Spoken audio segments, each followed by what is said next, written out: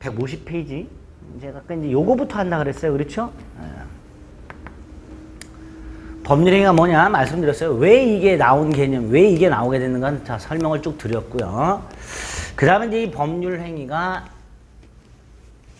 효력이 있으려면 다시 말해서 행위를 한 자가 행위를 하면서 원했던 거, 그 원했던 걸 완전하게 손에 넣으려면 당연히 법률행위를 일단 해야 되고 유효해야 돼요. 그렇죠? 법률행위, 계약이라는 게 체결이 되어 있어야 되고 그 계약이 유효해야 된다 그랬어요. 이럴 때 계약이 유효하기 위한 요건들이 이런 것들인데 그 중에서 이제 당사자 요건은 나중에 보고요. 목적 요건부터. 자, 목적이 확정되어 있고 실현 가능하고 적법하고 사회적 타당성을 갖춰야 된다 그랬죠. 자, 먼저 이 두 개만 간단히 먼저 봅니다. 두 가지 요건만. 갑하고 을이 서로 사귀는 사람들입니다. 공원 같은 데 많이 앉아 있죠. 네? 밤에 공원에 둘이 벤치에 딱 앉아 있어요. 아주 맑은 날이에요. 하늘에 별이 막 보여요. 을이 느닷없이 우리 드라마 한 장면 생각해 봅니다. 하늘을 바라보면서 한마디 하죠. 자기야, 별을 따다 줘. 이럴 때 갑이 경상도 남자라면 뭐라래? 이게 미친나 그러죠. 그러나 보통은 뭐라래? 오케이.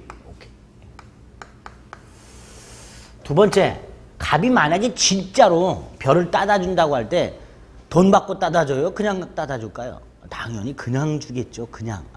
그냥 주는 걸 증여라 그래요.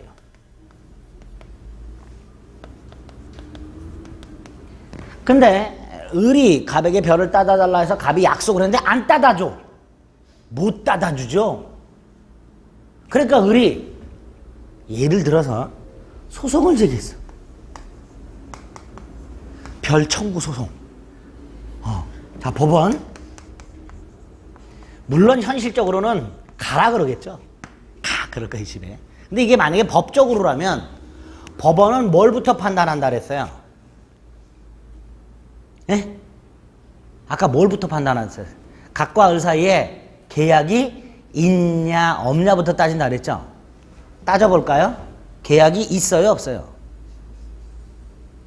자, 있냐 없냐는 이거 갖고 따진다 그랬어요. 예? 따져봅니다. 당사자 있지요? 목적 뭔가 있겠죠? 있으니까 이런 짓거리 했겠지. 아무 생각 없이 이렇게는 안 해요. 목적 있을 거예요. 의사표시 있지요? 따다달라는 의사표시와 알았다라는 의사표시 합치했죠? 계약은 성립했어요. 법적으로 법률행위 성립한 거예요. 증여계약은 성립이 됐어요. 그 다음에 따지는 게 뭐예요? 효력요건. 자, 그 중에 당사자 능력이 있습니다. 능력이란 건 세 가지인데 그 중에 문제가 되는 게 두 개예요. 하나가 판단력인 의사능력하고 또 하나가 누구의 도움도 없이 이렇게 단독으로 법률행위를 할 수 있는 능력이라는 행위 능력이 문제가 되는데 먼저 의사능력, 판단력 봅니다. 얘네들 판단력 있나요? 보통은 없으니까 이런 짓거리 했다라고 얘기하시는 분들도 있겠죠. 근데 있다고 봐요. 행위 능력도 있다고 봐요. 그럼 능력 요건을 통과합니다. 통과했어요? 두 번째가 이거죠. 자, 확정을 봅니다. 둘 사이에 어떤 추구하는 목적이 확정이 돼 있나요? 그냥 별이라 그랬어요. 맑은 날 육안으로 보이는 별이 6,000개예요. 정해졌어요? 그냥 별 따다 달라 그랬지 어느 별이라고 말 안 했죠. 여기서 걸려요. 확정되어 있지 않기 때문에 무효다 이렇게. 예? 됐죠? 근데 얘가 저 별 그랬어요. 콕 찍었어. 그럼 확정됐죠? 예? 그 다음 뭘로 넘어가야 돼? 가능해요? 아니죠. 여기서 완전히 걸려요. 그러니까 무효다 이렇게 되는 거예요. 그러면 이런 간단한 것도 우스갯소리로 제가 예를 든 거지만 법률행위가 성립은 됐구나. 효력 따져보자. 어디서 걸린다? 확정이나 가능성에서 걸리게 돼요. 그렇죠? 이런 것들은 크게 문제가 안 돼요. 사실은 여기까지는. 여기부터가 문제가 되는 거예요. 자, 법률의 목적의 확정성. 목적이 뭔지 정해져야 한다. 두 번째, 그 정해진 목적이 실현이 가능해야 된다. 그 다음에 아무리 가능하더라도 적법해야 된다. 적법이란 건 법에 위반돼서는 안 된다라는 거예요. 적법의 의미는 법에 위반돼서는 안 된다 이런 뜻이에요. 예를 들어서 중개사가 중개수수료 약정을 했어요. 근데 중개사법에 보면 요 중개수수료 상한이 있어요. 상한 0.9% 0.09%인가 0.9%인가 0.9 네? 네. 여기 있어요. 이게 법의 규정이에요. 그런데 9%로 약정했어요. 초과했죠. 법을 위반했죠. 0.9%를 넘지 말아라 라고 법에서 규정을 해놨는데 9%라고 약정을 했다면 법을 위반한 거죠. 무효가 되는 거예요. 근데 어차피 중개는 했으니까 법에서 정해져 있는 법정 수수료는 받아야죠. 그러니까 요 상한을 초과하는 부분이 무효다 이렇게 되는 거예요. 그런데 이 약정이 무효인 이유가 뭐예요? 법에 위반됐기 때문이다. 그래서 적법성에서 걸리게 되는 거예요. 적법성. 그런데 이런 경우가 있어요. 민법에 보면 임대인과 임차인이 있는데 만약에 목적물을 수리를 한다. 그럼 얘가 수리해 줘야 돼요. 예? 근데 임차인이 자신 비용으로 수리를 했어요. 그러면 비용 상환을 청구할 수 있도록 돼 있어요.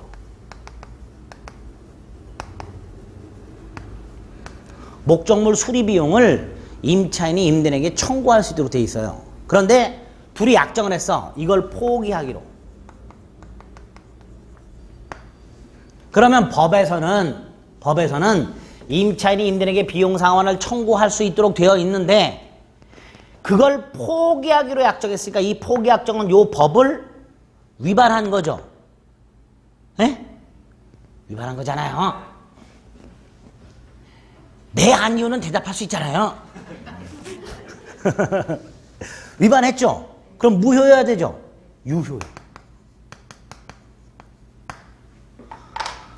그러면 이제 눈치를 챘어요. 아, 법에 위반을 했다 하더라도 유효인 경우도 있구나. 아, 그러면 법이 두 개가 있구나.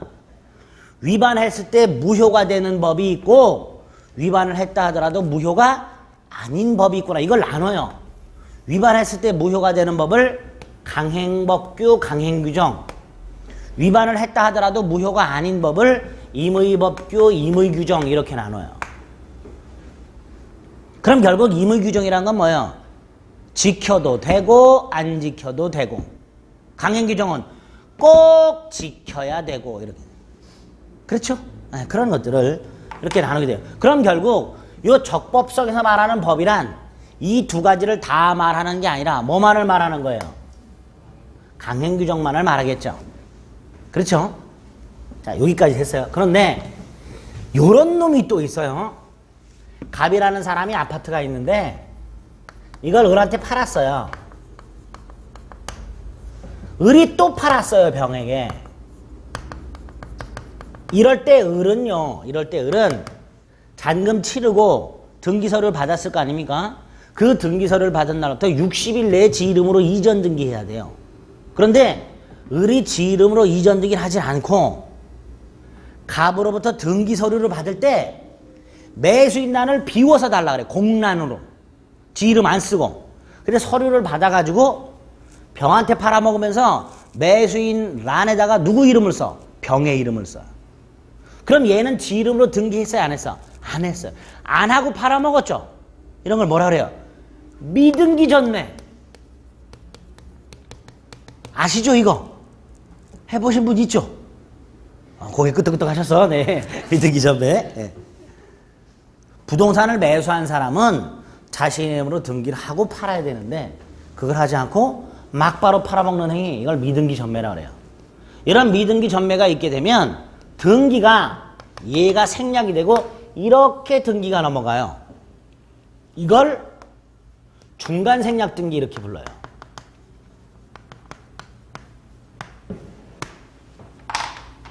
그런데 이걸 금지시키는 규정이 있어요. 부동산 등기 특별조치법에는 미등기 전매행위나 중간 생략 등기를 이걸 금지시키고 있어요. 금지.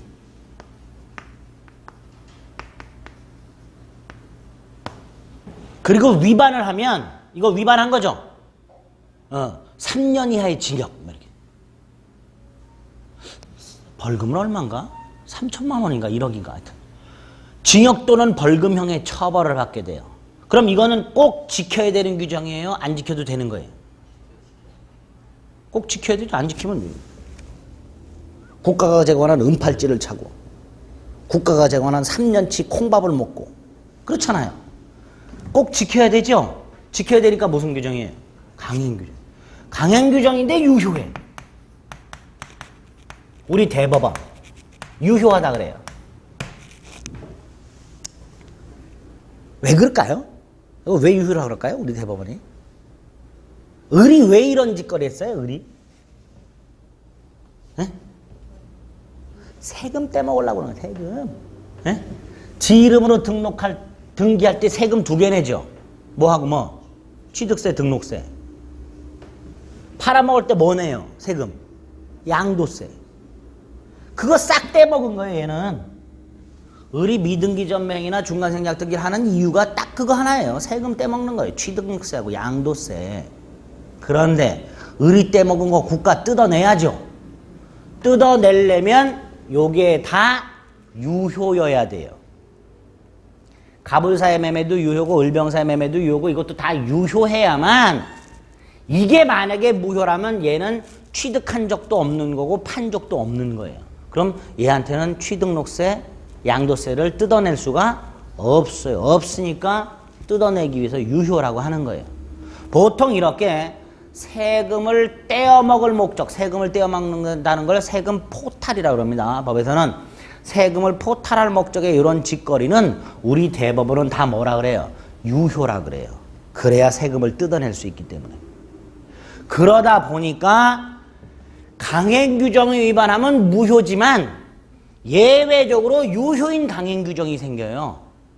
그래서 이걸 또 나눠요. 무효인 강행규정을 효력규정. 처벌은 되지만 유효한 강행규정을 단속규정 이렇게 불러요.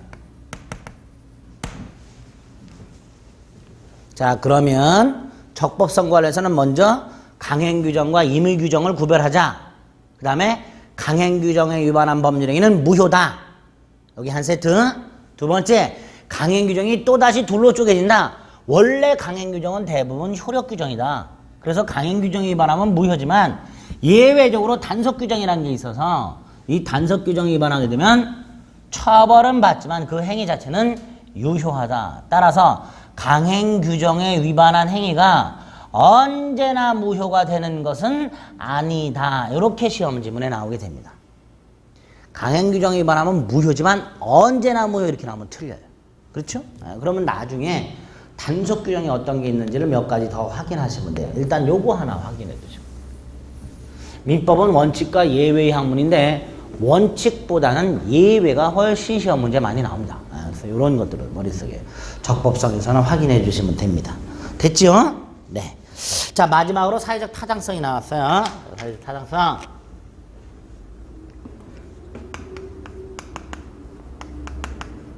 이건 왜 등장하냐? 요 사회적 타당성 관련된 조문이 2개가 있어요. 103조 반사회 질서 행위하고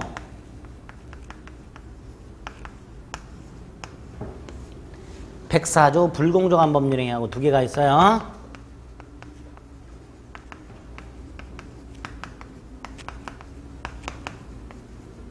요 반사회 질서 행위는 나오게 된 토대가 이런 거예요.